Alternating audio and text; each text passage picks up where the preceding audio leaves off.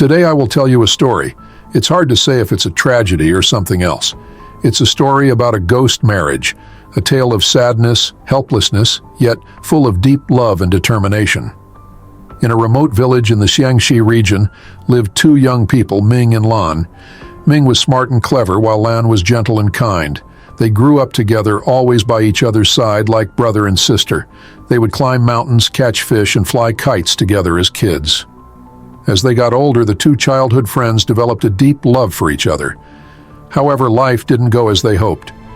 Ming's family was poor because his father had been ill for a long time, while Lan's parents thought Ming wasn't good enough for their daughter and tried everything to stop them from being together. Both Ming and Lan were heartbroken by their parents' disapproval. They tried many times to convince their families, but each time ended in failure, often leading to scolding or being grounded. During that time, they would meet in secret almost every day, sitting together in the woods outside the village, holding each other while sharing their sadness and frustration. Ming held Lan's hand and whispered, "Lan, if we can't be together in this world, then let's go to another world where no one can separate us." Tears streamed down Lan's face, and finally she nodded. One dark and windy night, Ming and Lan quietly snuck out of their homes. They walked to the riverbank outside the village, where the river looked especially cold under the moonless sky.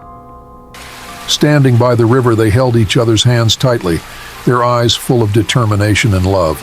Lan whispered, "Ming, let's be together forever, okay?" Ming nodded, choking up as he replied, "Together forever. No one will ever separate us." With that, they stepped into the cold river together. The water slowly rose, covering their bodies. Lan held onto Ming's hand as if wanting to hold on to this moment forever.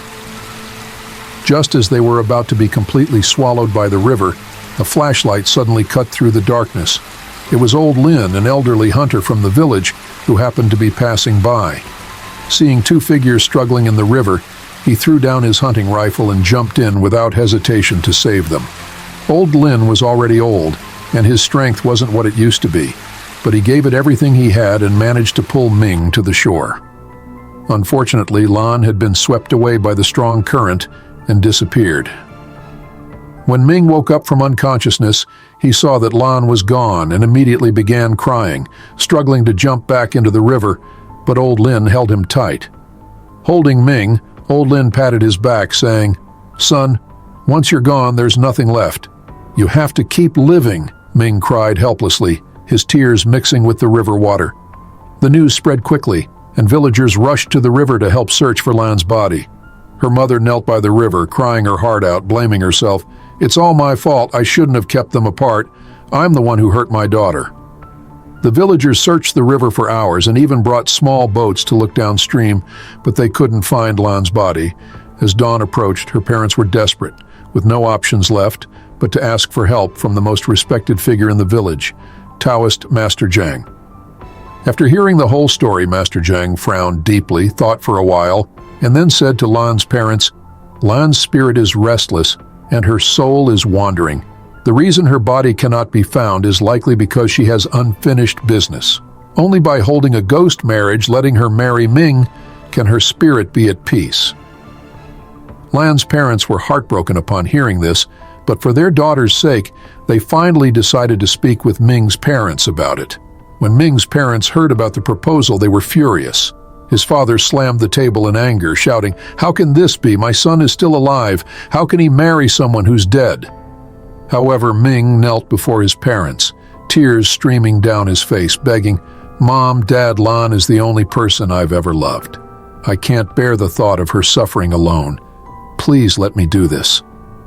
Seeing the desperation in her son's eyes, Ming's mother softened and finally nodded tearfully. With Ming's insistence, both families agreed to hold the ghost marriage. The ceremony took place on a moonless night, led by Master Zhang himself. Under his instructions, Ming and Lan's families prepared offerings and black and white ritual items. The entire scene felt heavy and sorrowful. Ming knelt before the altar in front of Lan's portrait and a rooster. Master Zhang told Ming to cut his finger and let his blood drip onto the rooster's head, symbolizing his promise to Lan.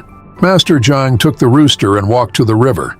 Lan's mother took the rooster, her tears flowing, and released it into the water. The rooster floated along the river, and suddenly ripples appeared on the water, bubbles rising from below. Everyone held their breath. Then, to everyone's astonishment, Lan's body slowly emerged from the river. Her face was pale, yet still beautiful, as if she were just asleep, waiting for this delayed wedding. Ming wept as he looked at Lan. He whispered softly to her body, "Lan, I'm here. We can finally be together." The villagers present were all moved, many wiping tears from their eyes. The ceremony continued in silence. Ming gently placed Lan's body into the prepared coffin, which was covered with a photo of the two of them, symbolizing that their souls would always be together. Master Zhang chanted incantations, the talismans in his hand fluttering in the wind, and finally placed one on the coffin. Lan's spirit seemed to be comforted, and the air around them became peaceful. After the ceremony, Ming insisted on burying Lan beside his family's ancestral graves.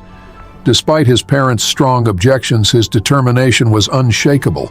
He told them, "Lan is the only wife I will ever acknowledge in this life, even if she's no longer here.